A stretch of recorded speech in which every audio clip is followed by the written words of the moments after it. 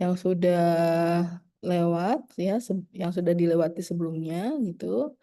Bagaimana sih cara merencanakan, menulis gitu ya, eh, suatu riset proposal. Saya share screen ya.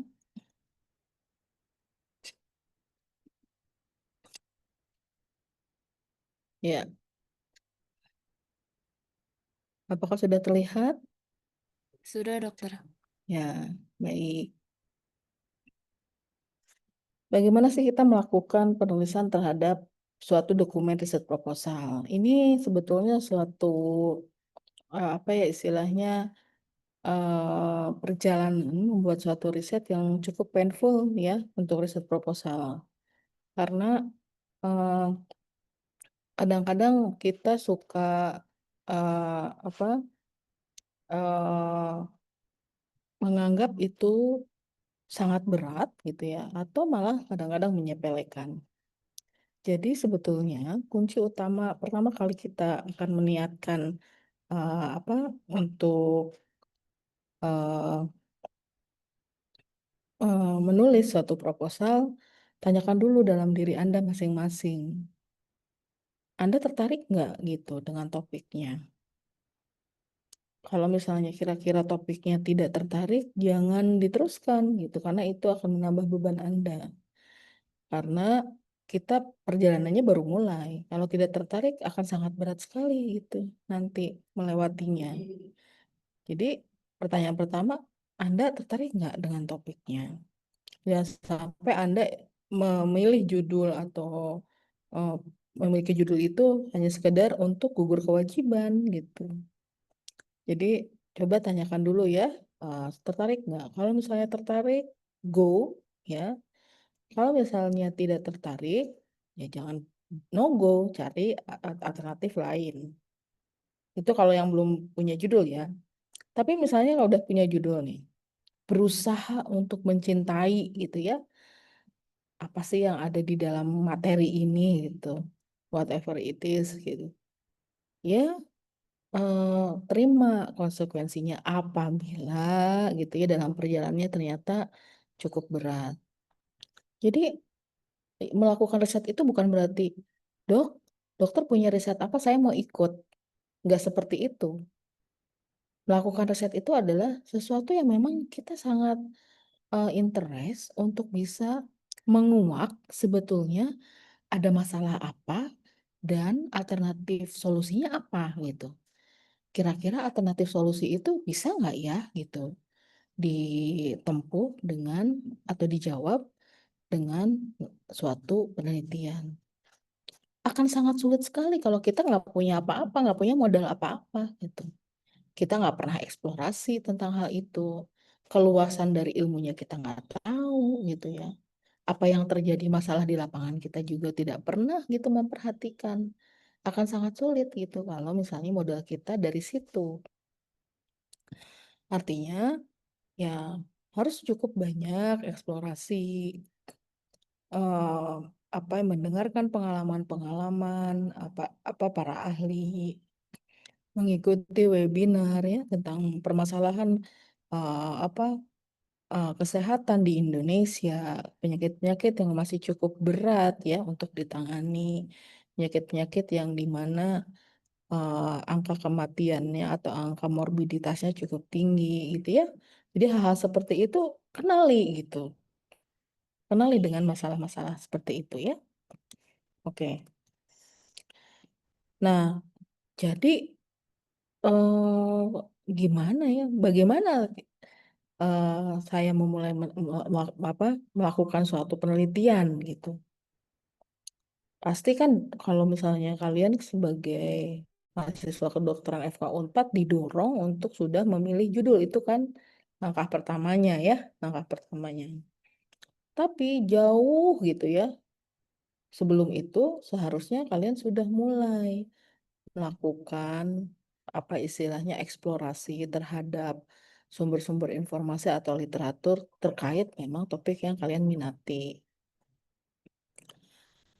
Ada nggak evidence atau data yang perlu saya cari gitu? Cari gitu dari awal. Kemudian apa kira-kira source-nya? Oh, ternyata data kependudukan saya perlu nih, gitu. Atau data hasil laporan apa suatu organisasi profesi gitu ya, yang sudah spesifik mengetahui berapa sih sebetulnya jumlah kasus itu di semua vaskes, cari. Nah, kemudian gimana gitu ya, saya mengumpulkan data-data itu gitu. Mau searching, kalau nggak cukup dengan searching, coba tanya gitu ya sama dosen yang memang risetnya mungkin gitu ya, apa beririsan dengan topik yang memang kalian akan cari gitu. Nah, sudah tuh dapat ya informasinya. Gimana saya nganalisisnya ya? Apa yang saya akan tak ambil gitu ya dari data-data ini yang akan dipakai untuk penelitian saya. Nah, mulai dulu dari sini gitu. Kalau nol masih ngawang-ngawang, masih berupa obrolan di kantin, itu masih belum mulai. Oh, saya udah sih, saya udah mulai memikirkan. Bukan mulai memikirkan, tapi please cari datanya, cari evidence-nya, ya, cari dari banyak sumber, gali, ada gap apa, ada masalah apa, ya, itu dulu. Dengan dilakukannya esai gagasan, ya ujian esai gagasan itu sebetulnya menjadi salah satu trigger kalian mencari masalah, ya. Tapi hati-hati, sampai saat ini gitu ya, sistematika penulisan esai gagasan masih sangat kasar ya, sangat belum sistematis, belum memperlihatkan kajian ilmiah yang memang seharusnya dilakukan. Bukan berarti salah, kan namanya juga belajar, ya, namanya juga belajar. Nah, bedanya dengan proposal, kalau proposal itu sudah ada strukturnya jelas ya, sistematikanya penulisan harus seperti apa, itu sudah jelas ada gitu. Nah, art- harapannya gitu ya, Prodi mungkin bahwa dengan melakukan penulisan di setiap esai gagasan, kalian terbiasa untuk bisa mencari atau menjawab pertanyaan-pertanyaan ini gitu. Oh, saya cari sumbernya di mana? Oh, datanya ini harus misalnya kalau data mortalitas ibu di BKKBN deh saya carinya gitu. Itu data-data WHO saya carinya di mana? Banyak sebetulnya open source ya gitu. Tapi ada misalnya data-data yang khusus apa organisasi yang pemerhati penyakit tersebut saja yang punya. Misalnya saya penelitiannya cukup banyak di talasemi, data-data talasemi Indonesia yang real itu jumlah kasus gitu ya, berapa penambahan kasus baru tiap 6 bulan di Indonesia ya, itu yang tahu adalah yang mengumpulkan adalah POPTI. Jadi Persatuan Orang Tua justru talasemi. Jadi kita mintanya ke POPTI gitu. Jadi banyak hal-hal yang memang apa dikerjakan dan kita tidak bisa dapatkan hanya dari buka laptop gitu ya. Kita tetap harus punya cukup banyak networking ya, bertanya pada dosen yang memang penelitiannya di seputaran itu yang akan nanti membantu kita mencari data. Oke. Nah, bagaimana sih kita mulai ya? Kalau kita bicara pengalaman gitu ya, bagaimana perkembangan suatu riset zaman dulu, kan belum ada riset yang sistematis seperti sekarang ya. Apalagi sekarang riset itu harus beretika, harus ada etika penelitiannya. Jadi dulu tahun 60-an ada salah satu ahli kardiolog ya, Christian Bernard gitu ya. Dia melakukan human heart transplant pertama kali di dunia. Pastinya karena keahlian beliau saat itu gitu ya, memutuskan bahwa oh solusi ya yang cukup tepat gitu ya untuk orang-orang dengan penyakit jantung itu adalah harus ditransplantasi. Cuma karena belum ada sistematika struktur, Bagaimana sih sebuah riset itu harus dilakukan? Bagaimana sih percobaan terhadap manusia itu harus dilakukan? Ada beberapa etik gitu ya yang harus dilewati dan sebagainya gitu ya. Maka yang terjadi adalah itu semua udah hilang, itu semua dilanggar, bukan dilanggar ya, karena waktu itu belum ada ya. Ditransplant lah ini Miss Louise Waskansky ini, gitu ya.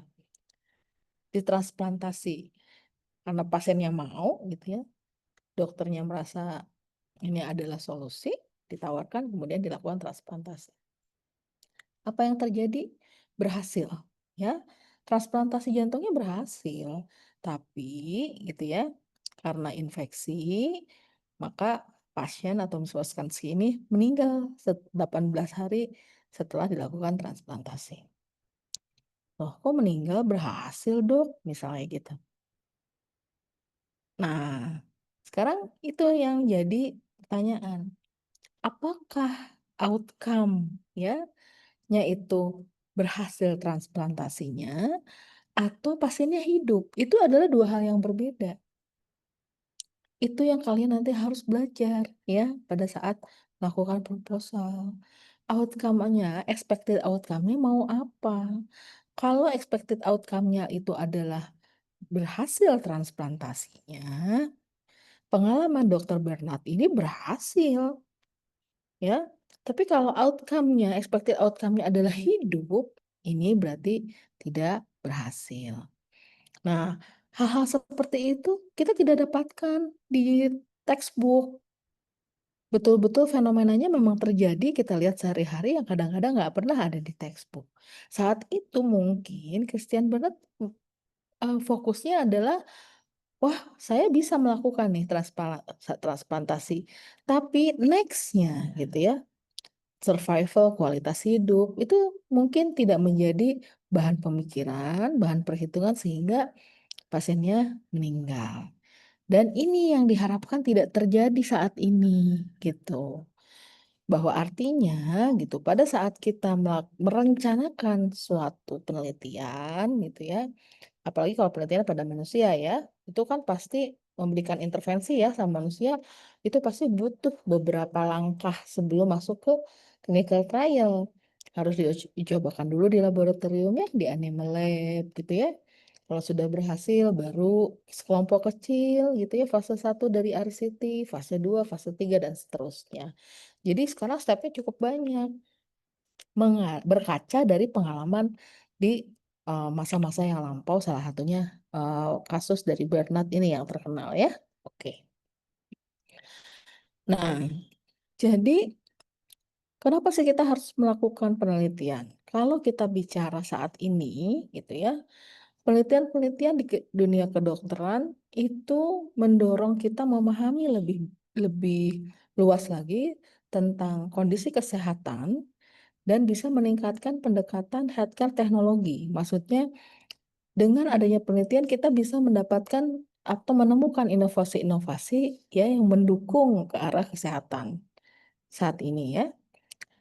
Dengan penelitian kita bisa mengenerate new knowledge yang artinya pengetahuan yang nggak pernah kita dapatkan di buku, ternyata kita dapatkan di penelitian kita. Kenapa sih kok, nggak ada di buku gitu? Mungkin di buku, masih normatif, masih fisiologis. Tapi kalau kita bicara tentang pasien, pendekatan terhadap pasien, apalagi, eee, s apa, status kesehatan seorang itu, apa, juga dipengaruhi oleh faktor lingkungan. Dunia saat ini, lingkungannya cukup berbeda dengan, 10 atau 20 tahun yang lalu. Di mana behavior berbeda, perilaku, apa, lifestyle gitu ya dan sebagainya berbeda. Mungkin saja membuat gitu ya, pola dari penyakitnya berbeda. Dulu tidak pernah terfikir kalau misalnya, eee, apa, suatu daerah dengan angka kemiskinan yang tinggi, justru angka obesitasnya juga tinggi. Tidak pernah terfikir kan gitu, karena ternyata produk makanan yang diolahnya adalah terlalu banyak gula atau kalau berkalori tinggi misalnya gitu.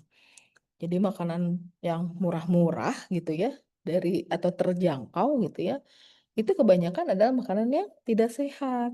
Sehingga peningkatan obesitas di negara miskin justru ya, atau negara yang memang apa kurang gitu ya, tingkat pendapatannya itu justru tinggi. Itu kan yang menjadi satu temuan dan itu nggak ada di buku sebelumnya gitu ya. Nah kemudian eh, penelitian juga tidak hanya melihat atau menemukan suatu evidence tentang bagaimana mendiagnosis penyakit, tapi outcome dari penelitiannya bisa ke arah memberikan rekomendasi kebijakan ya. Jadi suatu kebijakan ini ingin memutuskan sesuatu bisa dari hasil atau outcome dari riset gitu ya, yang nantinya mungkin akan berimpact ke perkembangan sosial ekonomi. Kalau kita lihat nih diagramnya nih yang sebelah kanan, penelitian-penelitian di kedokteran itu adalah yang cukup banyak saat ini dilakukan gitu ya. Karena cukup berdampak ya, yang cukup berdampak bagi kemanusiaan, bagi patient safety gitu ya. Itu adalah penelitian-penelitian health sciences gitu. Sehingga karena kalian ya sebagai anak kedokteran pasti ada istilahnya kebutuhan gitu ya atau tuntutan juga yang harus melakukan riset karena kan lingkungan kita sudah auranya aura riset gitu ya. Maka eh, tuntutan itu harus bisa kita apa juga apa terima ya. Tantangan itu atau challenging itu harus juga kita bisa adaptasi dengan kondisi tersebut. Oke, jadi apa sih riset? Nah, ini jangan lupa ya gitu. Riset itu bukan sekedar scrolling, googling, kemudian kita dapat satu kesimpulan. Tidak ya, tidak seperti itu. Riset itu adalah systematic proses, systematic collection gitu ya, yang kemudian dilakukan analisis dan kita lakukan interpretasi terhadap data yang kita kumpulkan untuk menjawab specific question atau untuk solve the problems. Karakteristiknya ya dia harus clear ya, harus harus clear statement dari of the problem. Jadi harus disampaikan masalahnya apa dan masalahnya itu harus spesifik. Gak bisa misalnya masalahnya itu general. Bagaimana eh, apa? Bagaimana gambaran apa eh, kesehatan gambaran kesehatan status kesehatan mahasiswa FK4. Apa yang dimaksud status kesehatan? Apakah eh, apa dari sisi nutrisi? Apakah dari sisi kebugaran? Apakah dari sisi frekuensi dia datang ke fasilitas kesehatan untuk berobat? Apa gitu ya? Jadi tidak seperti itu ya kalau riset problem. Jadi harus clear statement gitu ya. Kemudian harus well defined objective and plan. Jadi harus betul-betul dijelaskan apa sih sebetulnya tujuannya melakukan penelitian ini gitu. Dan rencananya mau seperti apa. Itu menjadi salah satu hal yang harus difikirkan pada saat melakukan riset. Kemudian eh, outcome-nya apa? Akan memberikan solusi nggak outcome-nya? Kadang-kadang kan outcome-nya mengisi gap knowledge ya, yang paling sering kalau di S1 ya, paling sering. Tapi kalau misalnya kita bicara inovasi gitu kan, outcome-nya mungkin inovasi itu bisa memotong ya, memotong transmisi, memotong jalur informasi, memotong jalur akses misalnya, jadi lebih mudah, jadi lebih memudahkan pasien misalnya gitu. Kemudian eh, riset itu gitu ya harus dibangun dari kumpulan data gitu. Jadi kalau misalnya kamu masalahnya adalah ingin mengetahui berapa sih gitu ya kadar vitamin C misalnya pada minuman kemasan gitu. Ngapain gitu lakukan penelitian, tinggal dilihat aja gitu kita masuk ke Indomaret lihat gitu kadarnya gitu vitamin C-nya. Oh merek ini ya vitamin C-nya berapa gram, merek ini berapa gram. Merek ini nggak ada misalnya gitu. Ya, itu bukan penelitian. Jadi penelitian itu adalah proses pengambilan datanya itu adalah bagian dari plan. Kita mengambil data apa aja? Tujuan kita mengambil data tersebut apa? Apakah kita akan mengambil juga hasil-hasil yang positif saja atau dua-duanya positif dan negatif? Contoh misalnya, kita mau melakukan penelitian diagnostik misalnya gitu. Apa menguji performa suatu alat. Anggap aja misalnya suatu pemeriksaan strip ya, strip apa eh, untuk melihat misalnya apa kehamilan gitu ya kan banyak ya di apa di eh, beredar gitu. Tapi saya punya satu ada strip baru misalnya ya di mana hanya membutuhkan beberapa apa air seni saja misal gitu ya nggak perlu terlalu banyak misal gitu tapi dia bisa mendeteksi apa eh, kadar beta HCG contoh misalnya kayak seperti itu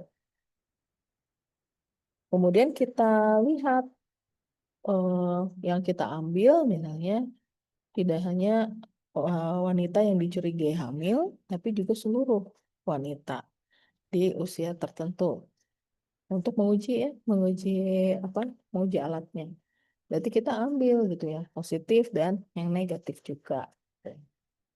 Atau bisa juga kita uji di wanita hamil saja. Jadi kita coba melihat gradasi dari positivity hasilnya gitu ya.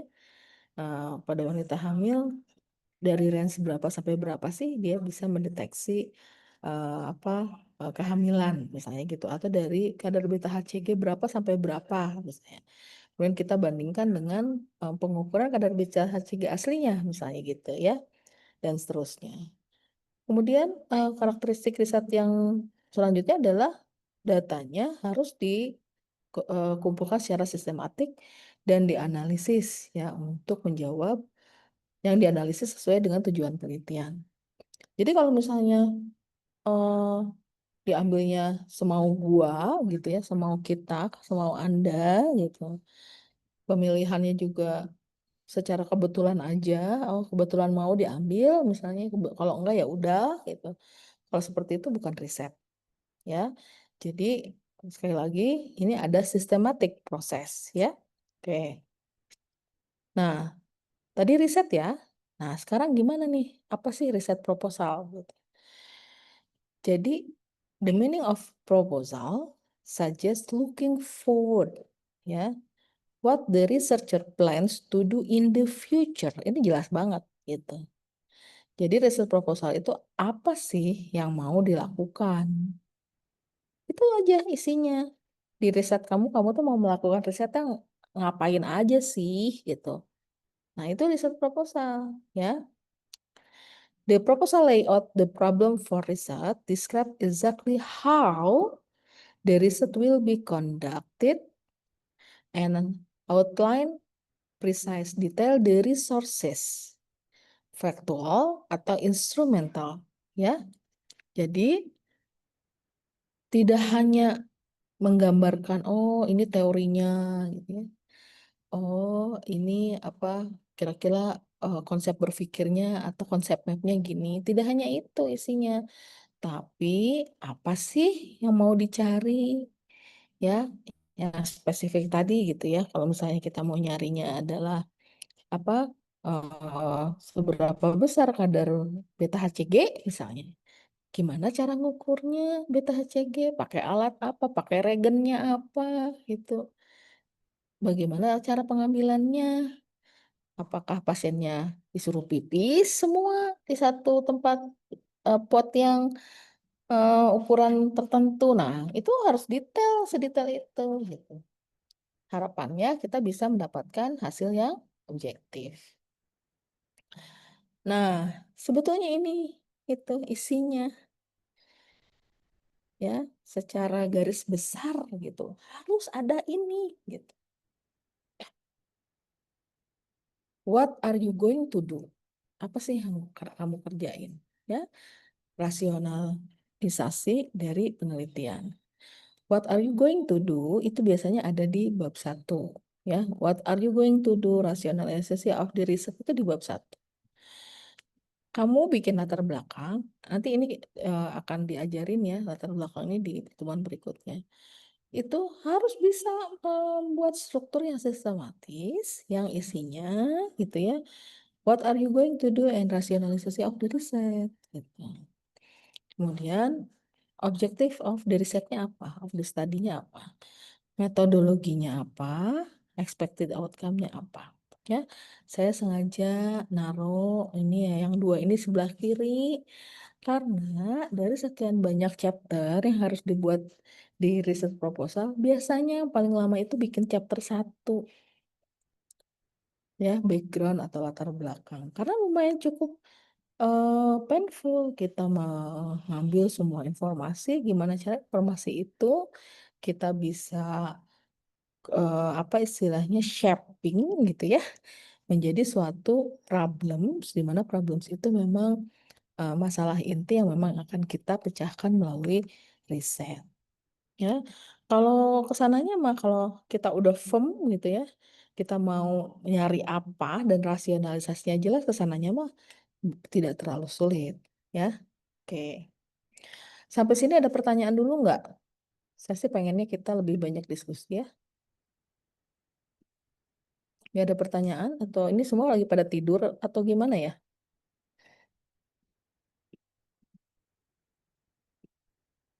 Ya, kalau nggak ada pertanyaan saya lanjutkan saja ya.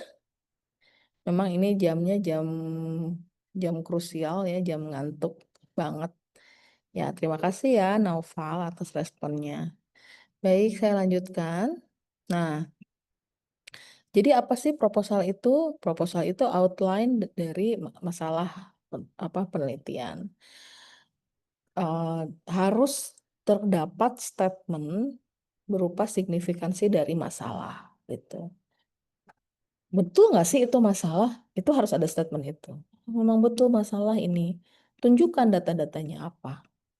Dari sini, dari situ. Oh, ini masih menjadi satu problematik yang sulit dipecahkan misalnya. Kemudian di dalamnya ada satu review gitu ya tentang penelitian-penelitian yang sudah dilakukan sebelumnya yang memang berhubungan dengan topik kita, yang beririsan dengan topik kita. Tidak harus beririsan dengan outcome. Misalnya saya topiknya tentang pasien stroke, stroke semua. Enggak juga. Harus itu tergantung dari memang aspek dari stroke itu apa yang kamu mau lihat. Apakah bagaimana cara melakukan diagnosisnya kah? Apakah mau melihat apa alat screeningnya kah? Misalnya screening apa hipertensinya misal gitu. Screening faktor resiko maksud saya ya atau apanya gitu ya. Jadi belum tentu itu review related study itu semuanya adalah tentang stroke misalnya. Kemudian ada berupa pembahasan tentang prosedur. Prosedur tergantung juga.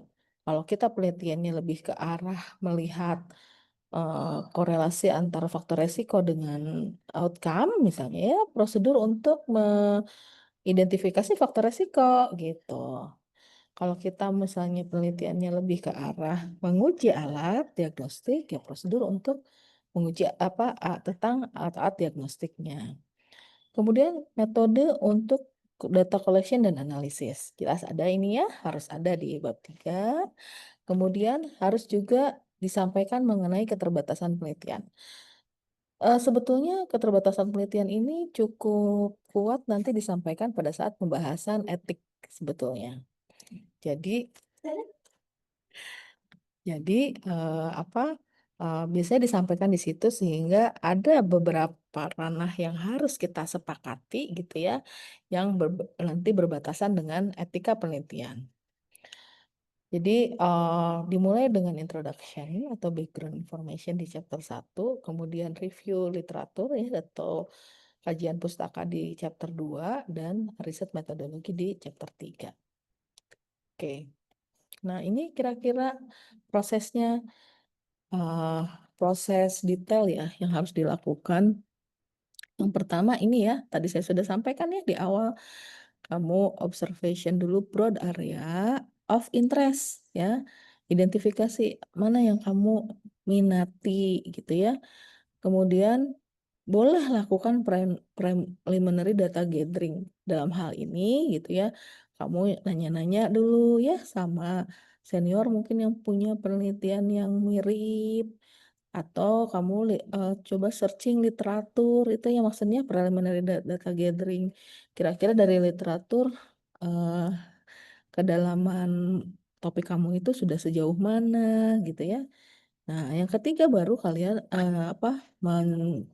membuat, rumusan masalah ya. Jadi kalau di tulisan, proposal itu rumusan masalah itu 1.2 ya, kalau nggak salah 1.2. Tentukan rumusan masalah. Nah, kemudian di bab 2-nya kamu tentukan theoretical framework-nya berdasarkan apa? Berdasarkan variabel yang ada di rumusan masalah. Jadi semuanya saling terikat ya, gitu. Selanjutnya generate hypothesis ya, tentukan desainnya apa. Ya, kemudian tentukan perencanaan untuk melakukan pengumpulan data, analisis, dan bagaimana cara interpretasinya. Biasanya cara interpretasi itu terkait dengan statistik biasanya. Kemudian lakukan deduksi apakah memang hipotesisnya substansial, sudah sesuaikah gitu. Apakah pertanyaan penelitiannya sudah bisa dijawab. Kalau jawabannya tidak gitu ya, dari rencana proposal yang sudah kita buat, kamu ulang lagi nih di awal. Kalau di ujian proposal tuh diulang lagi ujian proposalnya. "Emang bisa Dok ujian proposal diulang lagi?" "Bisa dong, ada kok." Ya, teman Anda yang juga mengulang ya ujian proposalnya. Karena mungkin ada beberapa hal gitu ya, dari step ini, terutama sih dalam hal rasionalisasi biasanya ya, rasionalisasi dari riset, itu tidak tercapai. Sehingga dia harus ngulang lagi dari sini, dari awal ya, oke. Kalau ini jawabannya yes, maka lanjut melakukan riset ya, gitu. Baik, oke kalau sudah jelas yang ini nanti kalau ada pertanyaan mangga dipotong aja ya.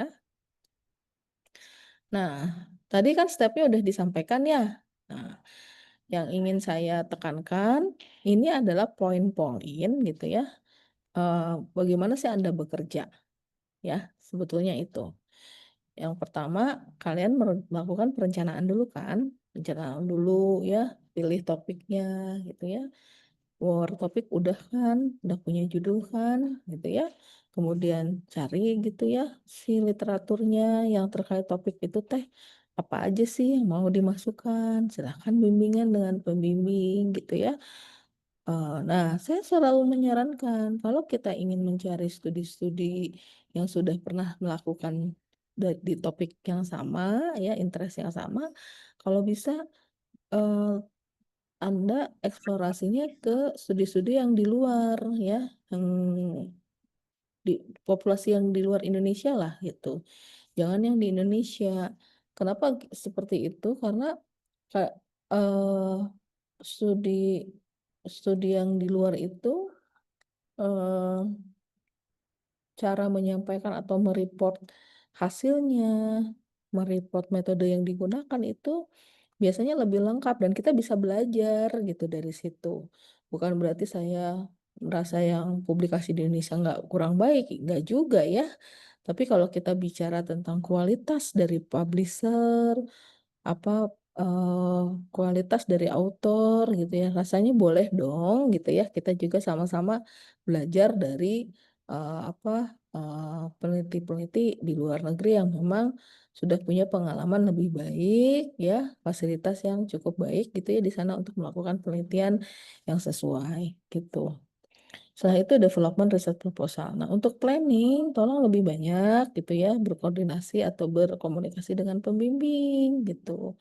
Karena yang menentukan arah kemana penelitian itu harus berjalan sebetulnya adalah pembimbing kalau menurut saya.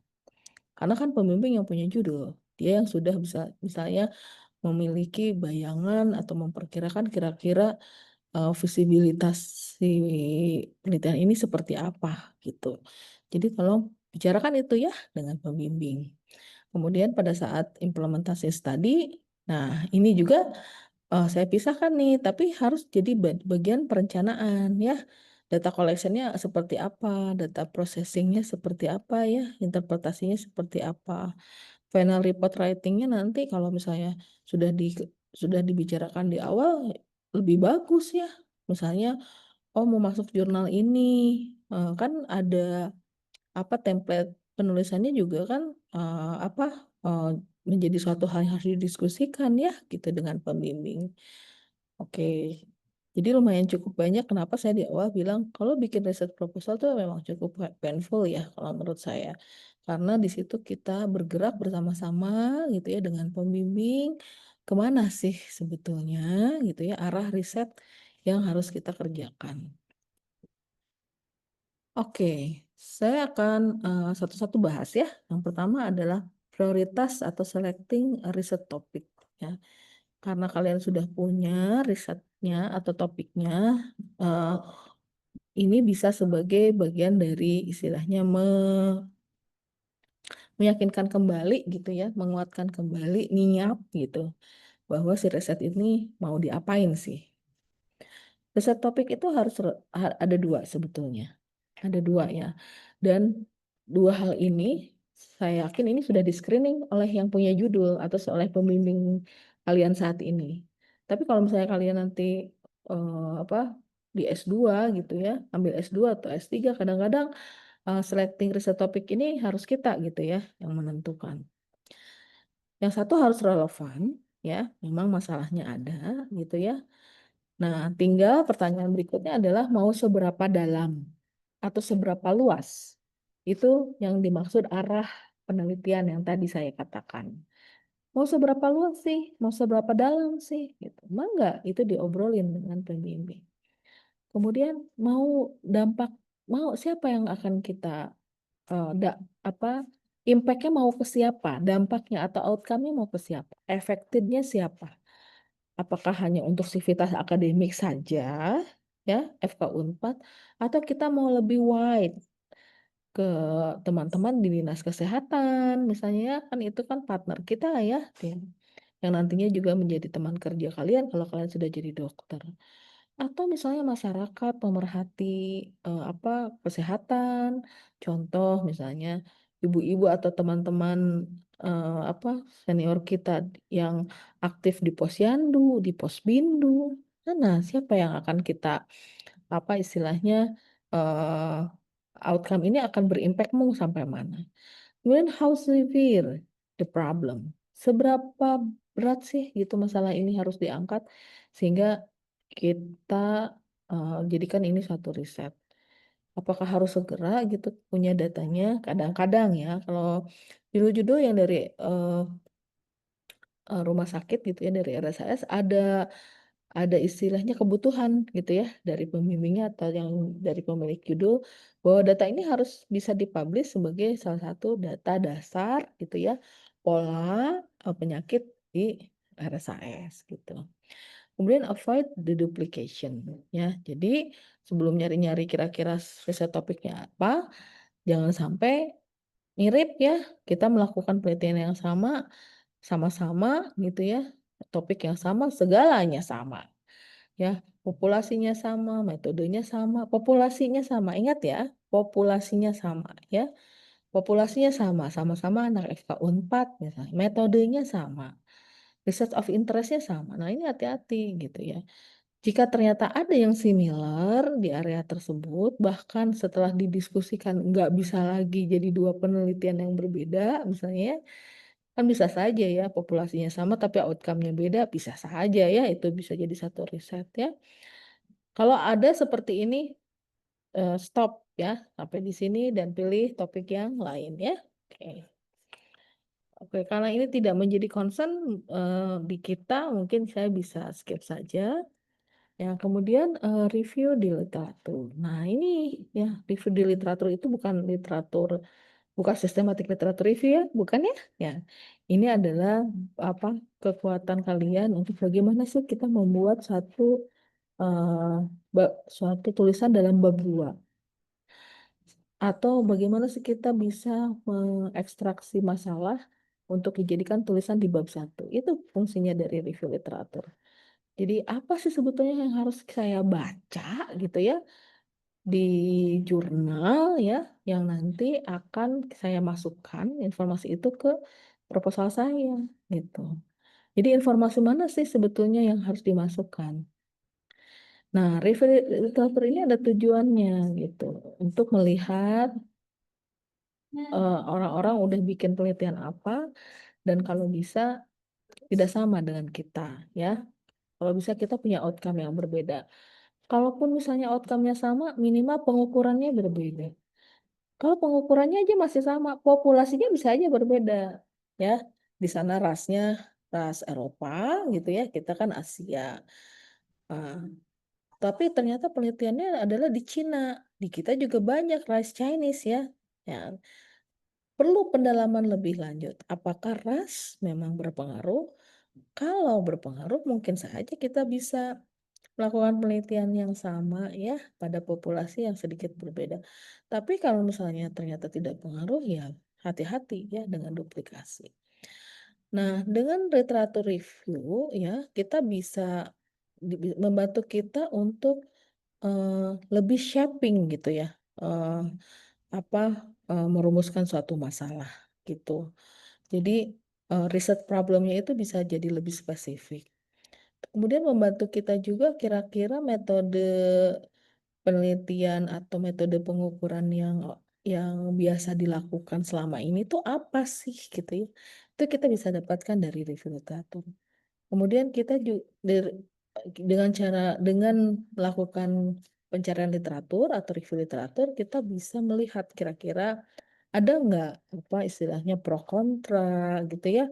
Gap gitu ya selama ini, yang terjadi dari riset yang ada atau dari kajian-kajian ilmiah yang ada, sehingga kita bisa menjadi bagian yang mengisi gap itu, gitu ya. Eee, nah kemudian dengan literatur, review literatur kita bisa belajar, eee, sesuatu yang sebelumnya kita sama sekali tidak tahu ya. Kemudian kita lebih dalam ya pemahamannya tentang topik yang memang kita akan, pilih gitu ya.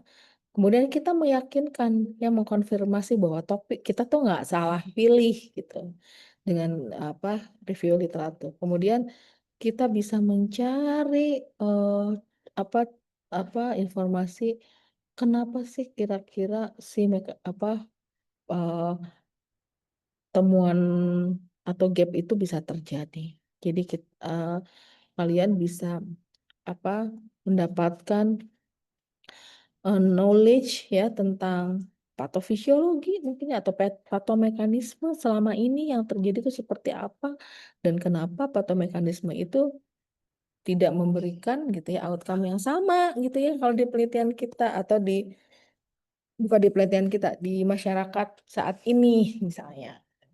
Sama-sama DM ya, misalnya ya, tapi kok saat ini dikasih obat metformin nggak ngaruh ya, kok harus mix drug misal kayak gitu.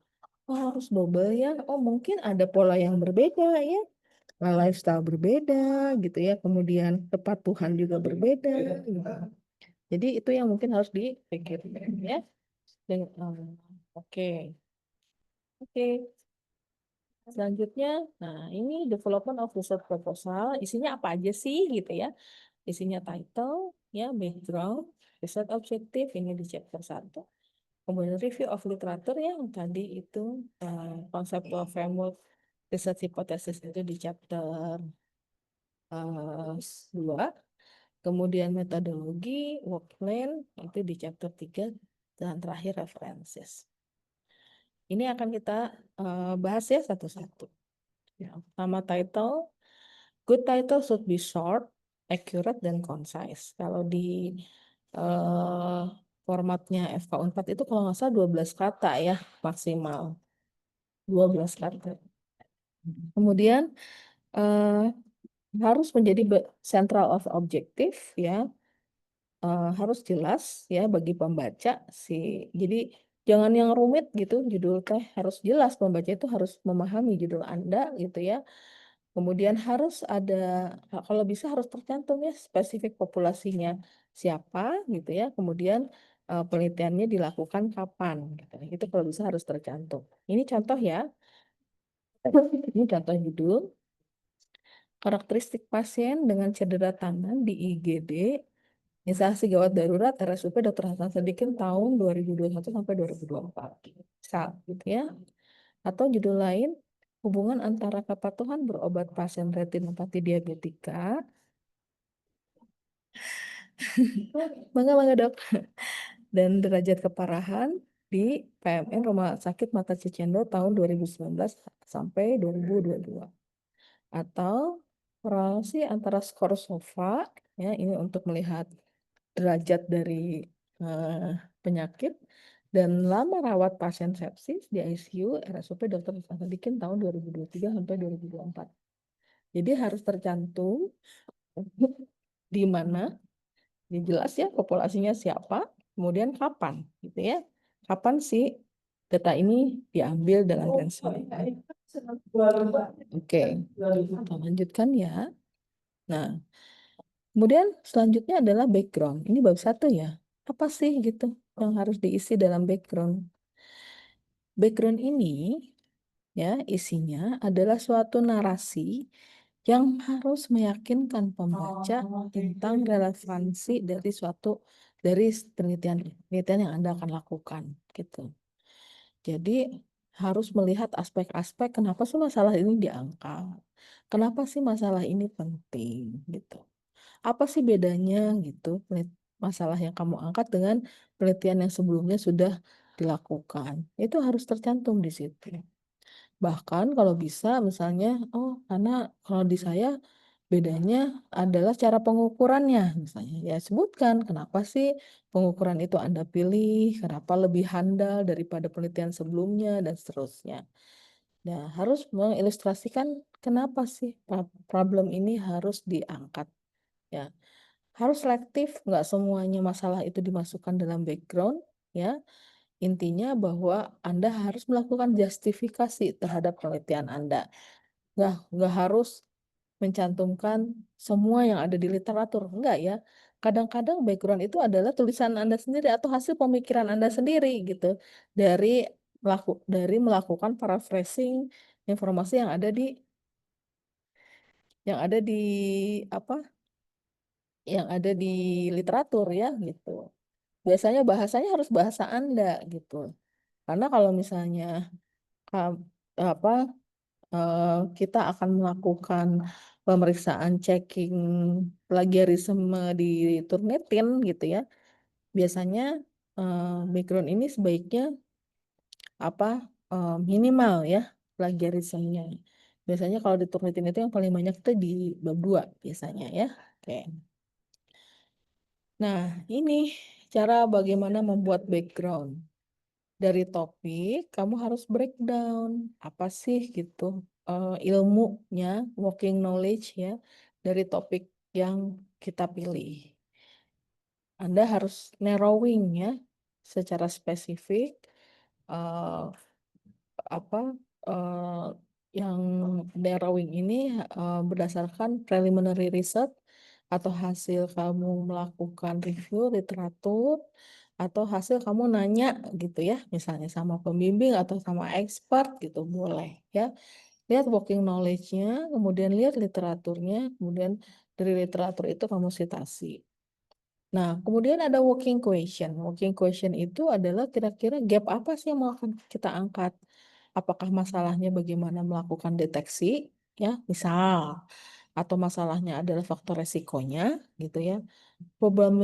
Problematisasinya atau gapnya itu yang mau diangkat apa? Itu working question.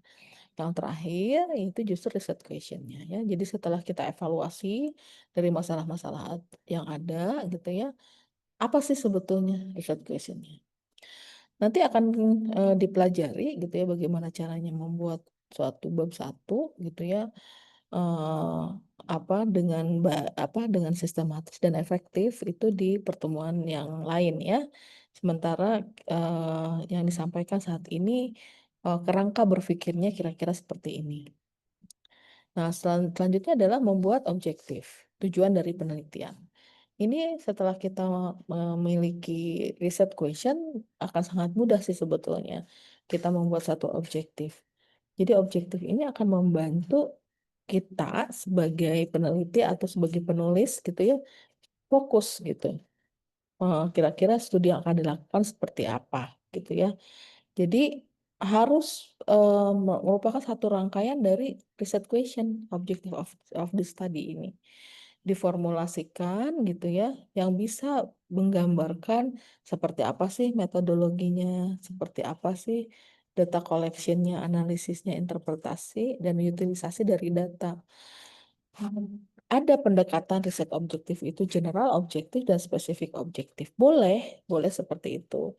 Atau riset objektif saja, nggak ada general dan spesifik, boleh juga. Itu sangat tergantung dari rumusan masalahnya gitu.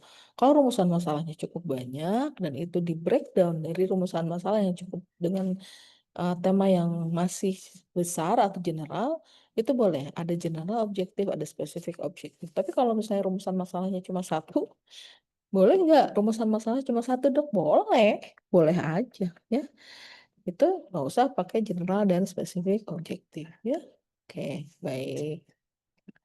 Nah, untuk membuat satu riset objektif, ini juga sama ya, sama halnya untuk membuat suatu riset question, itu pendekatan yang sangat mudah, yang sering saya aplikasikan ke anak bimbel saya itu adalah SMART gitu ya. Dia harus spesifik ya, clear gitu, apa sih yang mau kita angkat, harus bisa diukur, kalau misalnya itu studinya kuantitatif ya. Kemudian goals-nya harus jelas gitu ya, jadi si goals-nya itu harus tercapai lewat penelitian gitu. Kalau misalnya outcome-nya tercapai, nggak usah neliti outcome-nya bisa tercapai, itu bukan riset objektif ya, atau riset question. Kemudian harus relevan, memang sesuai dengan masalahnya gitu ya. Harus visible ya, ada time frame-nya. Eh, Oke. Contoh ya, ini judulnya karakteristik yang tadi ya, karakteristik pasien dengan cedera tangan di IGD Dr. Hasan Sadikin.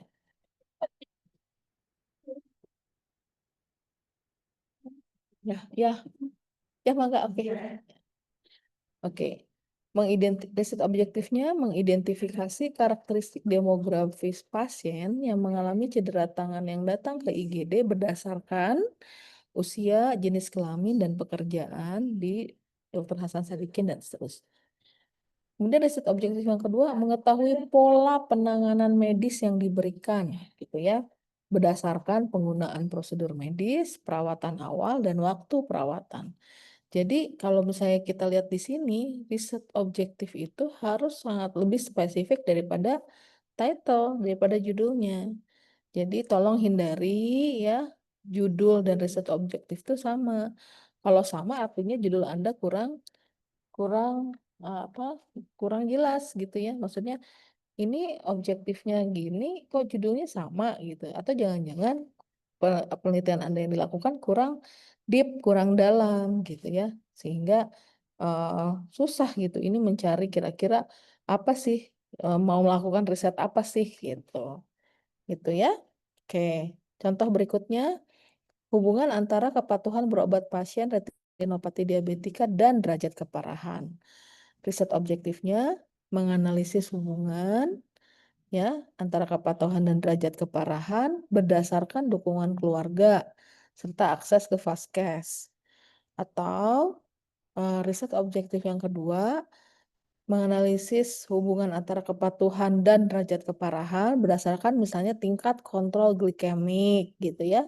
Jadi harus lebih spesifik ya riset objektif itu dibandingkan dengan title-nya, dengan judulnya gitu ya. Oke, ini yang apa contoh yang bisa Anda ikuti gitu. Kemudian membuat bab 2 ya, buat bab 2. Sekarang kita masuk ke chapter 2 ya. Nah, Anda harus memahami bagaimana sih Anda membuat suatu theoretical framework.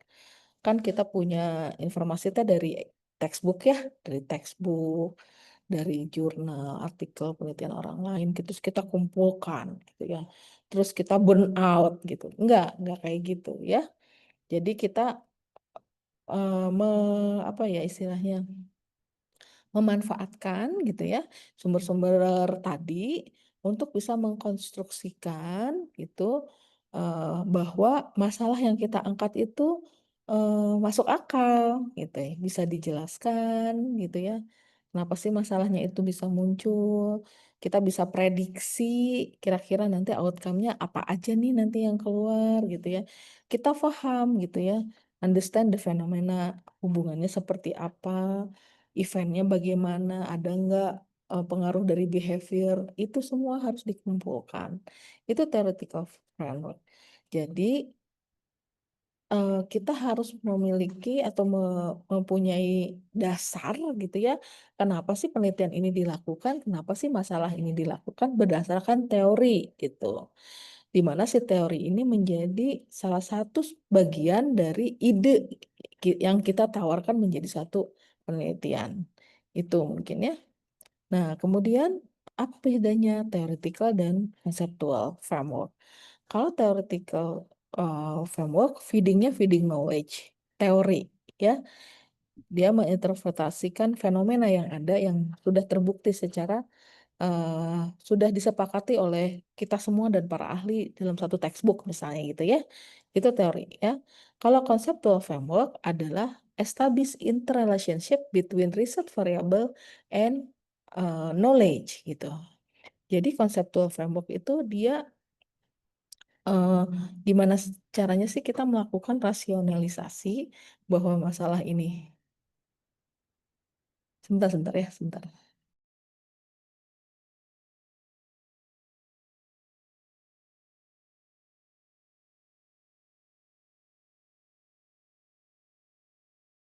Ya, rasionalisasi eh, bagaimana sih masalah ini bisa muncul dan kalau kita ukur eh, solusinya itu berupa outcome, kira-kira memungkinkan atau tidak kalau berdasarkan teori gitu. Itu conceptual framework. Nah, pasti ada tengah-tengahnya ya, gray areanya gitu. Ini theoretical framework atau ini conceptual framework. Pada beberapa kajian riset, biasanya gray area ini cukup banyak eksplorasinya atau developnya itu di riset-riset yang mungkin sudah riset-riset S2 atau S3 gitu. Jadi dia mengkonstruk new knowledge, dia mengkonstruk new method, new apa ya istilahnya, dia mencari gitu ya etiologi etiologi lain misalnya dari sisi genetik gitu ya, dari sisi apa eh, mutasi virus atau mutasi bakteri misalnya ya, dan sebagainya itu biasanya ada di gray area ini. Jadi provide structure guidance to research and develop based on existing literature gitu. Cukup paham apa sih theoretical framework, apa sih conceptual framework gitu ya. Oke, nah lanjutnya untuk theoretical framework, jadi tidak hanya teorinya saja, tapi bagaimana sih teori itu bisa kita implementasi, bagaimana sih cara mengukurnya, bagaimana sih apa eh, orang saat ini mengkaji, itu adalah theoretical framework ya. Jadi baik knowledge, baik studi yang sudah disepakati hasilnya, oh ini benar, guideline gitu ya, itu adalah bagian dari apa theoretical framework. Kira-kira singkatnya seperti itu ya. Kemudian, nah penggunaan theoretical framework pada riset proposal itu sangat tergantung mau sejauh apa gitu kan pertanyaannya ya. Mau apa sih yang akan dimasukin ke proposal? Itu sangat tergantung dengan variabel. Variabel yang kita pilihnya apa? Variabel itu kita sudah tentukan pada saat membuat riset question. Jadi pada saat di bab 1 kita udah bikin kan variabelnya apa gitu ya. Nah, kita masukin kira-kira si variabel itu dari sisi knowledge, eksplorasi knowledge, eh, seperti apa sih kedalamannya atau keluasannya.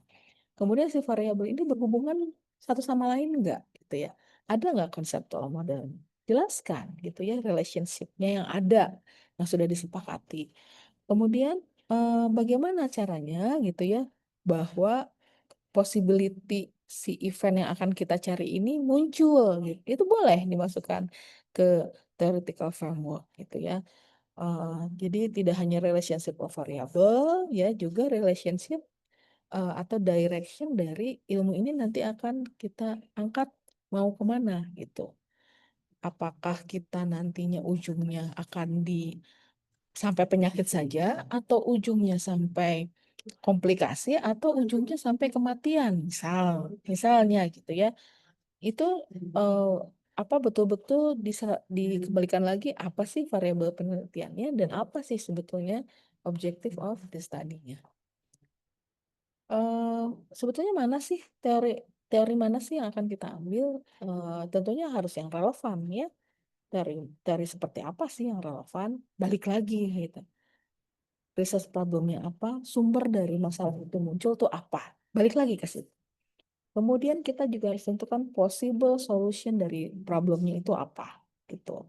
Kira-kira pilihannya apa, optionnya apa sih? Kalau nggak kayak gini ya kayak gini. Emang nggak ada option lain? Boleh. Tapi saya nggak mau teliti option lain, mas saya cuma neliti option yang ini. Apakah boleh seperti itu? Boleh. Boleh banget.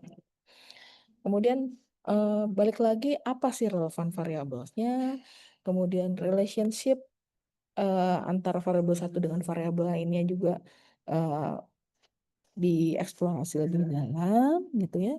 Kemudian hipotesis yang akan kita tes ya, yang akan kita uji itu seperti apa, itu juga kita harus gali lebih dalam ya, teorinya seperti apa. Kemudian gini nih, pekerjaannya seperti ini. Yang hijau ini justru yang harus dikuatkan gitu ya. Harus dikuatkan. Kalau hijau ini sudah mantap gitu ya, sudah firm, saya sudah yakin gitu ya. Baru yang putih gitu ya, itu nggak jadi masalah. Workload-nya pada saat kita melakukan mencari theoretical framework, pertama kembali lagi ya, spesifik topic of interest-nya apa. Kemudian define research question-nya sudah jelas. Kemudian kalau misalnya ternyata pada saat pencarian ternyata kita tidak dapatkan evidence, boleh kita lakukan pilot study. Tapi untuk anak S1 jarang. Pilot study biasanya untuk teman-teman yang di S2 atau di S3. Nah, kalau misalnya pilot study nggak mungkin, saya mau searching aja, searching silahkan ya, silahkan melakukan searching terhadap literatur-literatur yang ada. Sudah selesai nih di sini baru kita pilih ya relevan studinya berdasarkan yang tadi ya, objektifnya apa, research questionnya apa, ada nggak interkorelasi antara variabel-variabelnya gitu ya. Kemudian bagaimana sih variabel-variabel itu arahnya mau kemana nih bergeraknya si variabel itu. Apakah mau sampai outcome disease atau sampai komplikasi atau sampai mana gitu ya. Kemudian setelah itu ekstraksi data dari paper-paper yang udah kita apa dapatkan, kemudian kita tulis ya, kita tulis, kemudian kita evaluasi lagi, dibantu oleh pembimbing, apakah sudah betul apa tidak penulisannya. Hati-hati, bab 2 itu banyak sekali apa concern tentang plagiarism. Jadi saya pernah melakukan penulisan bab 2 eh, terhindar cukup banyak dari plagiarisme jika kita melakukan workload seperti ini. Jadi kita menarasikan kembali strukturnya juga, kalau bisa tidak usah terlalu sama dengan buku textbook, atau tidak usah terlalu sama dengan apa tesis apa skripsi-skripsi senior-senior sebelumnya. Boleh mempunyai apa Anda memiliki struktur yang berbeda untuk penulisan bab 2 ya. Oke. Lanjutkan ya. Nah, untuk mendevelop conceptual framework ini sudah ya. Define key concept and variables ya. Misalnya identify main konsepnya apa, kepatuhan berobat, derajat keparahan ini yang kamu searching ya. Kemudian determine hubungannya konsep satu dengan konsep lainnya. Bagaimana sih bahwa kepatuhan itu bisa mempengaruhi severity ya of the disease gitu. Kemudian establish the relationship, lihat mana jalurnya. Jalurnya mana yang saling mempengaruhi, atau dua-duanya bisa bulak-balik gitu pengaruhnya. Kepatuhan mempengaruhi derajat keparahan mempengaruhi kepatuhan. Seperti apa ya interkorelasinya? Itu harus dieksplor lagi ya, harus clear gitu. Efeknya yang jadi efek apa, yang influence by-nya apa, gitu ya. Kemudian bikin conceptual framework dengan diagram visual. Kemudian jelaskan di setiap panah-panahnya key konsep yang tadi. Kalau perlu warnanya dibedakan boleh gitu ya. Jenis tampilannya dibedakan boleh untuk memperlihatkan alur dan apa alur dari itu tadi cause and effect atau correlational relationship. Ini contohnya ya untuk conceptual framework. Ini judulnya adalah perbedaan massa lemak subkutis tubuh pada pasien penyakit ginjal kronik derajat 3, 4, dan 5. Riset objektifnya menganalisis apakah terdapat perbedaan kadar massa lemak subkutis pada pasien dengan penyakit ginjal kronik derajat 3, 4, dan 5. Maaf, ini judulnya kalau nggak salah gini. Nanti saya revisi dulu. Ya, oke. Ini konseptual frameworknya yang dibuat ya. Jadi dia mulai dari penyakit ginjal kronis, bahwa terjadi penurunan fungsi ya, kemudian mengakibatkan stres gitu ya secara anatomis ya. Eh, eh, apa dari sistem sarafnya juga ya secara metabolik. Kemudian ada perubahan hormon-hormon, terjadi lipolisis. Nah, si lipolisis ini itu ya yang menjadi cikal bakal variabel yang akan diukur gitu. Bagaimana sih lipolisis ini akhirnya bisa terukur gitu ya, sehingga kita bisa melihat perbedaan massa lemak pada tiga kondisi tadi gitu. Di sini ada keterangan nih, ada keterangan yang tidak diteliti. Oh, peningkatan massa lemaknya nggak diteliti. Yang diteliti adalah penurunan massa lemak subkutis, katanya peningkatan massa lemak visceralnya enggak. Apakah boleh seperti ini? Boleh, tapi harus secara jelas ya. Konseptual frameworknya harus betul-betul dijelaskan. Oh, dari sini ada variabel perancu nih, yaitu usia dan jenis kelamin. Karena ini tidak titik-titik ya, berarti ini adalah bagian yang diteliti. Gitu. Itu kira-kira ya bikin conceptual framework ya. Oke, selanjutnya. Nah, selanjutnya adalah hipotesis ya. Jadi kalau kalian ingin melakukan suatu penelitian yang mengikutkan analisis suatu data sehingga membutuhkan uji hipotesis, maka riset hipotetis harus dibangun gitu. Nanti mungkin ini ada kuliahnya tersendiri ya. Ini hanya sebagai pembuka bahwa harus jelas mana independent variabel dan mana dependent variabelnya. Kemudian harus ada logic relationship antara kedua variabel yang akan kita tes gitu. Dan harus betul-betul jelas si variabel itu bisa diukur. Kalau nggak bisa diukur susah gitu. Karena kita harus mengenerate apa sih skala ukurnya gitu ya. Apakah dia nominal atau ordinal atau continuous atau apa rasio gitu ya, banyak ya, itu nanti akan kita bahas di apa topik selanjutnya. Jadi harus jelas ya kalau untuk riset hipotesis itu, karena kita akan uji ya si hipotesis ini. Oke, metodologi ya. metodologi jelas. Yang pertama, poin yang penting variabelnya harus didefinisikan dengan baik ya, termasuk dengan skala ukurnya. Independen yang mana, dependen yang mana gitu. Ini skala ukurnya apa, itu harus betul-betul jelas ya didefinisikan. Ini nanti akan diberikan lebih banyak selanjutnya di pertemuan selanjutnya. Nah, selanjutnya selain variabel, metodologi juga harus disampaikan desainnya apa ya, major variables yang dikumpulkannya itu apa, studi populasi, samplingnya, jumlah sampelnya juga harus disampaikan. Bagaimana sih teknik pengumpulan datanya? Bagaimana sih data dikumpulkan dan oleh siapa? Itu juga harus dituliskan ya dalam metodologi. Bagaimana prosedur analisis dan statistical testnya juga harus disampaikan. Ini nanti akan diberikan di eh, pertemuan terpisah ya. Work plan. Nah, di work plan itu ada time frame ya, research schedule, ada data collection method, ada measurement protocol, oleh siapa, apa yang diukur, bagaimana pengukurannya dan di mana pengukurannya. Kalau bisa ada fundingnya disampaikan boleh. Kemudian analytic approach-nya misalnya ini apa pendekatan statistik yang digunakan seperti apa gitu ya. Itu harus disampaikan ya pada proposal dan terakhir ethical issue. Saya akan memberikan contoh nanti mungkin contohnya belakangan aja tentang work plan ya. Oke, selanjutnya. Oke, ini oh, ini terakhir ya referensi ya.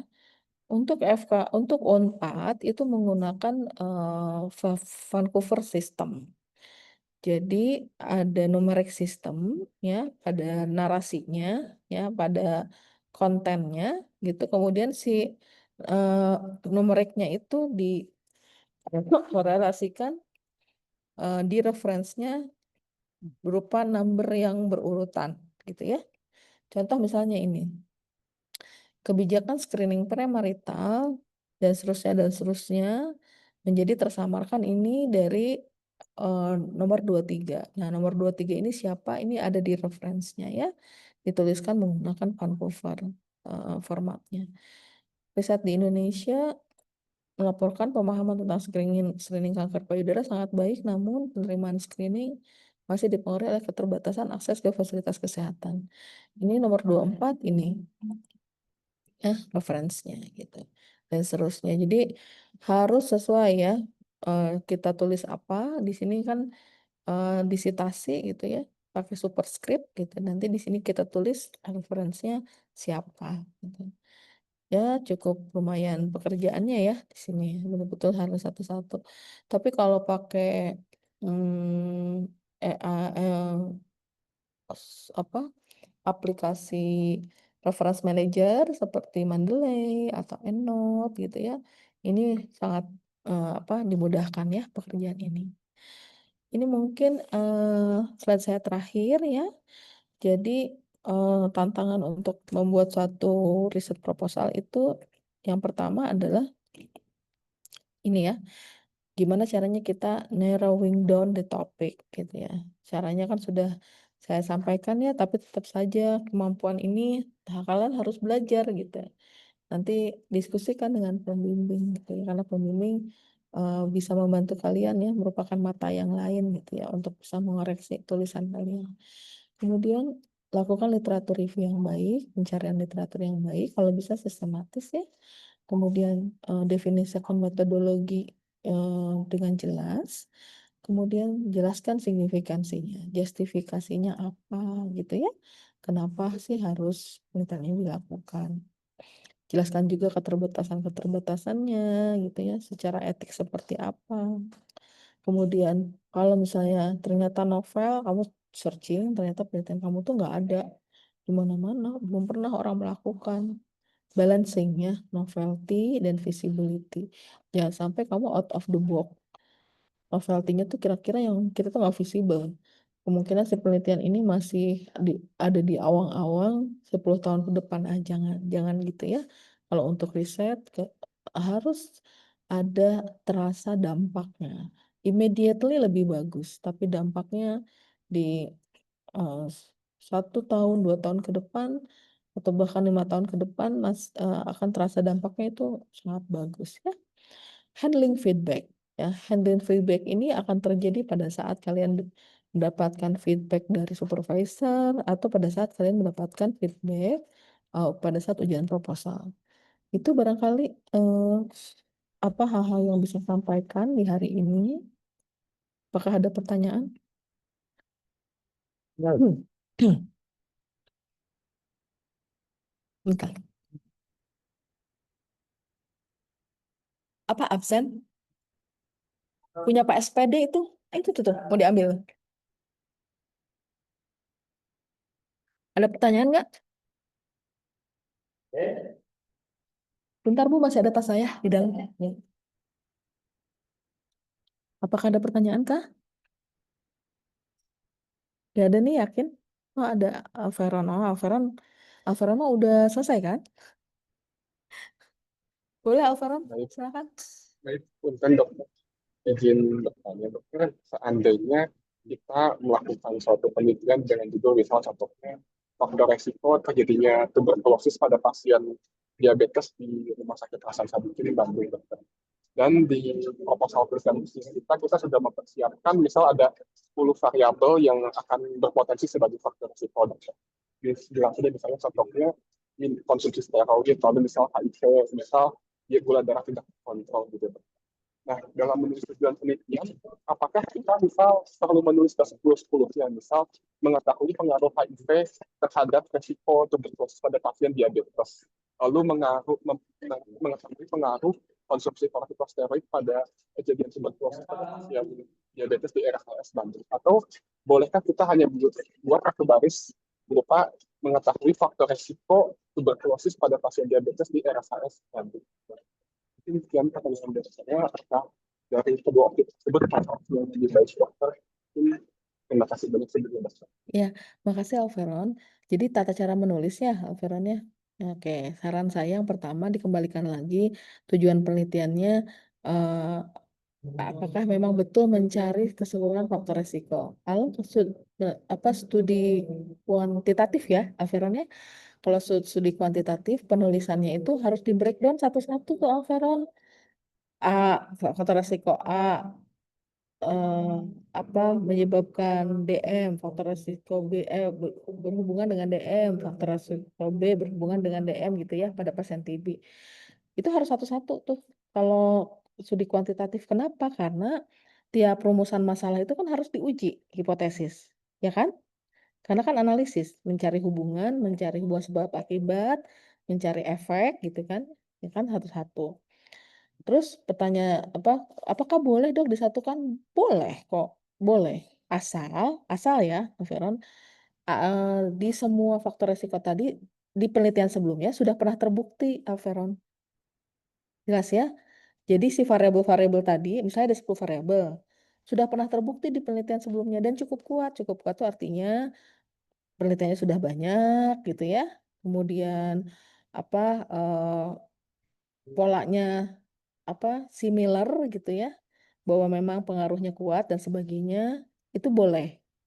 Kemudian yang ketiga, saran saya, dari 10 tadi, yakin 10-10-nya itu memang faktor yang penting. Jangan-jangan gitu ya, pola di RSAS berbeda. Bisa aja perbedaan itu karena kebijakan, ya, policy atau protokol standar yang di RSAS misalnya gitu ya. Atau dari behavior pasiennya gitu. Jadi yakinkan apakah memang 10-10-nya itu penting harus dieksplorasi. Jangan-jangan kita hanya butuh 2-3 faktor resiko saja untuk menentukan bahwa ini memang kuat gitu hubungannya. Itu barangkali Alvaron. Terima kasih banyak dokter. Sudah cukup jelas ya? Oke, baik. Ada lagi yang lain?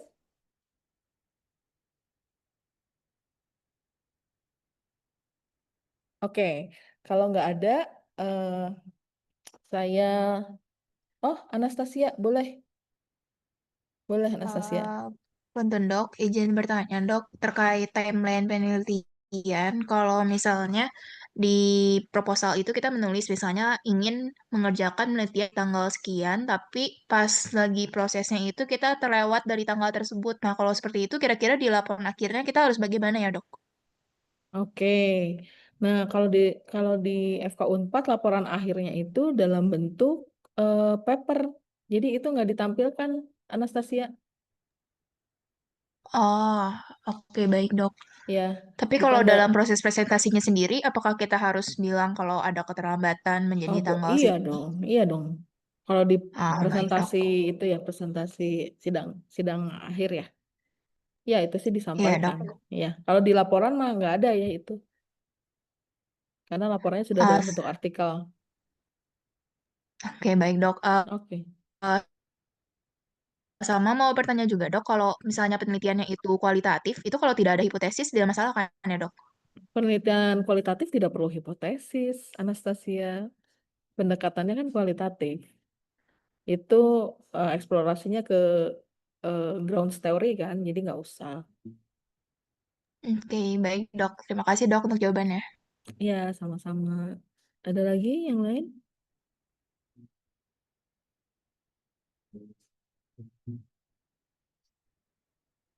Oke, udah cukup ya? Oke, baik. Kalau gitu saya tutup ya pertemuan apa eh, materi hari ini. Semoga bermanfaat ya untuk yang akan melakukan penulisan proposal. Mudah-mudahan lancar penulisannya. Mudah-mudahan tadi terpakai ya tips-tips yang saya berikan. Alhamdulillahirrahmanirrahim. Saya tutup. Wassalamualaikum warahmatullahi wabarakatuh. Waalaikumsalam warahmatullahi wabarakatuh. Hatur nuhun, dokter. Betul, Mohon dok.